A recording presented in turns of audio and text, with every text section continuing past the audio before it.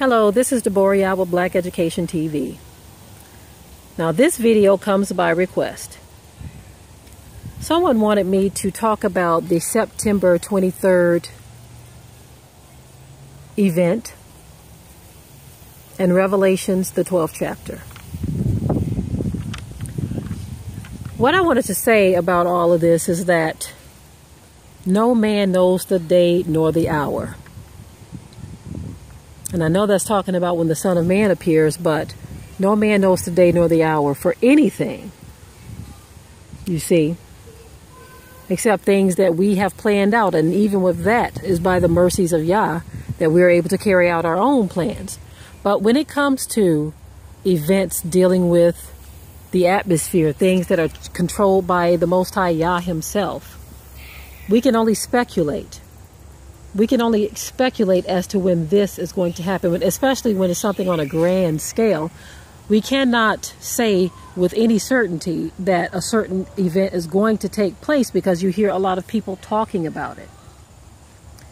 I don't particularly like to get into those things anymore because I remember back in 1999, many of you all probably remember the whole Y2K thing. I remember a good friend of ours who was a Christian minister.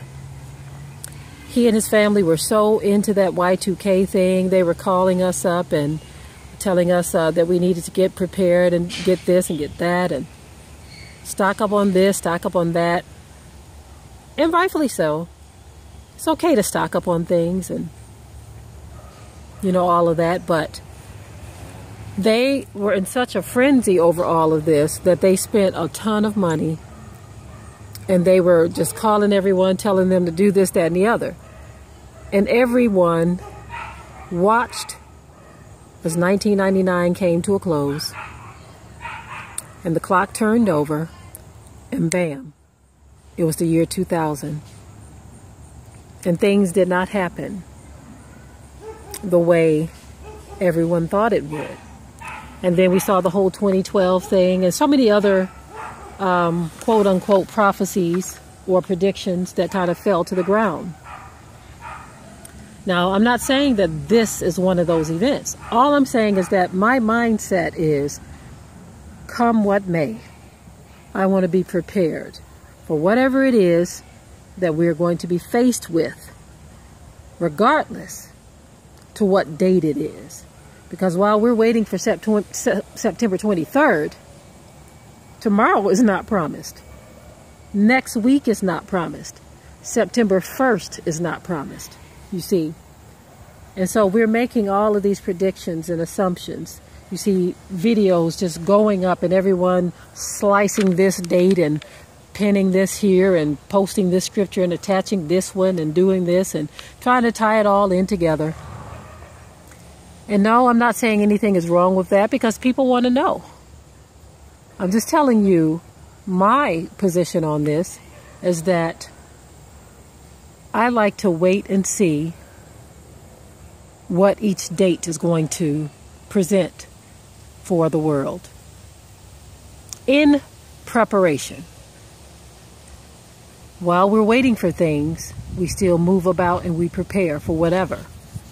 Whether it's growing food, storing food, dehydrating food, storing water, buying land, getting closer to family and friends, whatever your particular goal is. It's okay to do those things, but I don't get caught up on those dates and these events. We already know what the scripture says. So much is going to take place in these last days. We already know what the scripture says about us being carried away into the wilderness, where we're going to be nourished for a time and a half a time. We know about all of this. And so we're trying to link up to a date. We're trying to link up to an event that's going to make us say, okay, now this is the time. September 23rd, that's the date right there.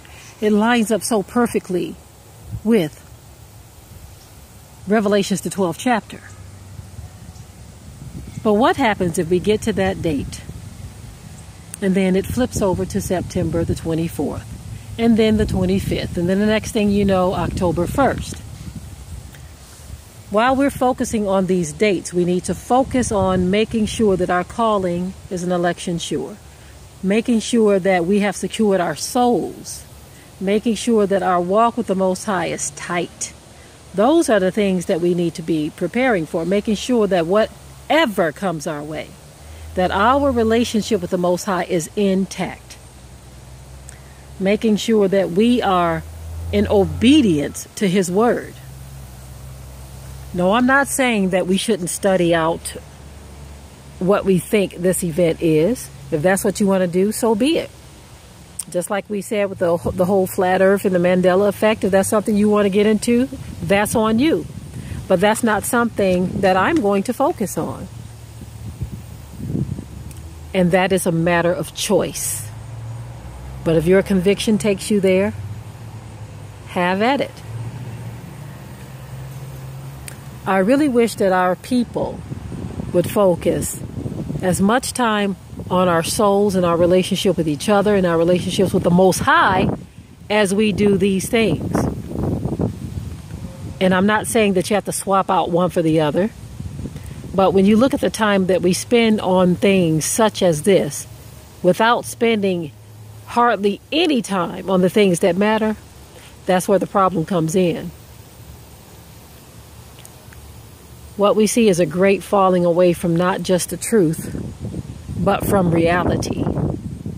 So many are falling away from reality because of the things that this life presents to us, the things that we would prefer to tend to.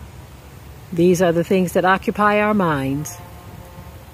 And so for the person that wanted me to cover the whole September 23rd thing, I'm pretty sure you've seen a ton of videos and you just wanted to hear my stance on it. Well, my stance is be prepared for whatever. Even if it's not much you can do in terms of natural preparation, at least you can be spiritually prepared, meaning we have to seek out the Most High daily, throughout the day. Because there are going to be some things that will happen in this world that we are going to not be prepared for. We're not going to be prepared for them because some of these things are physically impossible to be prepared for. When certain natural disasters happen, no amount of preparation can deliver you out of that. It would have to be the hand of Yah to deliver you from certain situations. If the sun were to decide to fall from the sky and pounce on the earth, there is nothing any of us can do, right? So that's what I mean when I say just simply be prepared spiritually.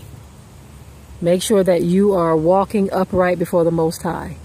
So whatever your day presents, you are ready to meet your Maker. And with that, I will say, I love you, family, and shalom.